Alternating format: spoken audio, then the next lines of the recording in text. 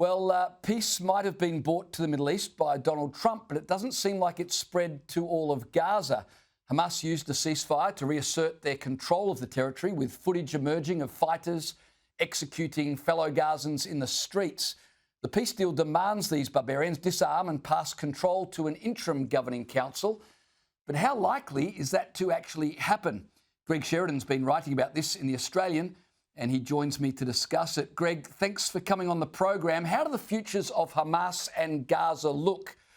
Two very separate things, we hope, of course. James, great to be with you, and great to see Andrew coming back, but I'll be sorry if I'm not talking to you. Look, I am pretty pessimistic about the whole thing, really. Trump deserves a lot of credit for getting the ceasefire, but Hamas is not going to disarm. Hamas is not going to disappear. The best we can hope for is that it goes quiet for a little bit and allows an interim Palestinian administration to come into effect. I mean, this essentially just repeats the pattern of previous Gaza wars, really, except at a much higher level. The Hamas attacks become intolerable to Israel. Israel makes a punishing retaliatory response. Gaza goes quiet. The Europeans and the Gulf Arabs pay for Gaza to be rebuilt.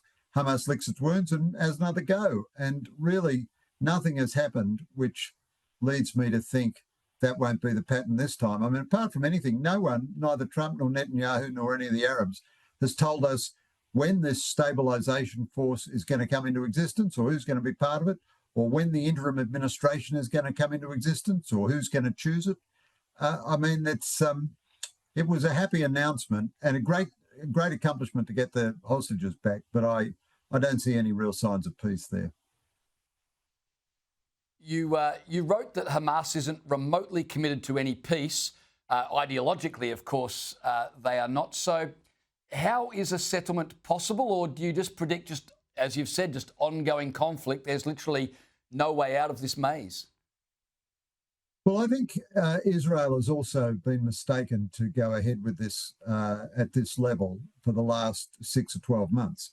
I think Israel probably would be best advised. I mean, this is a suggestion of Ehud Yari and Brett Stevens and a number of very sagacious pro-Israel commentators to withdraw, as it has done, to interior lines within Gaza, and then say, well, you don't get any reconstruction aid until Hamas surrenders, but you get plenty of food and medical aid. And whenever Hamas puts its head up, we knock it off, just like they're doing in southern Lebanon with Hezbollah. Oddly enough, the ceasefire means that they can't do that because Hamas can now put its head up in the areas that Israel has evacuated without suffering any adverse consequences. But I don't think Israel should have been conducting operations on the scale that it was doing. Too many innocent people were getting killed, and there wasn't enough military benefit to justify it, and Israel was getting sort of hammered relentlessly internationally. But I mean, maybe Hamas, maybe Qatar and the others can talk Hamas into going quiet for a little while. That's about the best you could hope for, I think. Of course, what happens in the Middle East has ramifications here in Australia. Tony Burke told the Press Club today there could be another 700 Gazan refugees still to come to Australia. I'm curious to find out what you think about that. Should we be bringing more Gazans here when you consider, first, a peace deal, albeit shaky, has been signed, and second, for every one of the almost 3,500 visas granted, 2 were refused. I would have thought 2/3 of Gazan visa applications being refused demonstrates just how radicalised this region is and would add weight to calls for extreme caution on behalf of the Albanese government. Well, you're right, of course, James, but it's a delicate matter to speak of because the people who have come here lawfully, so they are welcome. We must assume they're good people and they're welcome and we don't know anything bad about them. However, it strikes me as very poor policy for us to be taking people from Gaza. The international community policy is that Gazans shouldn't be relocated.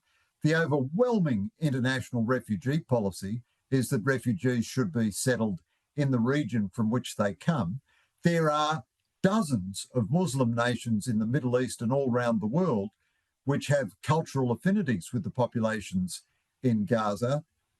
No one in the region is taking Gazan refugees. I think this again is just showboating by the Albanese government and chasing votes in Muslim electorates with very little regard for Australia's deepest national interests. And yet, saying all that, I don't want to demonise anyone who has come here lawfully, and therefore there's no problem with them. The problem is with the Australian government.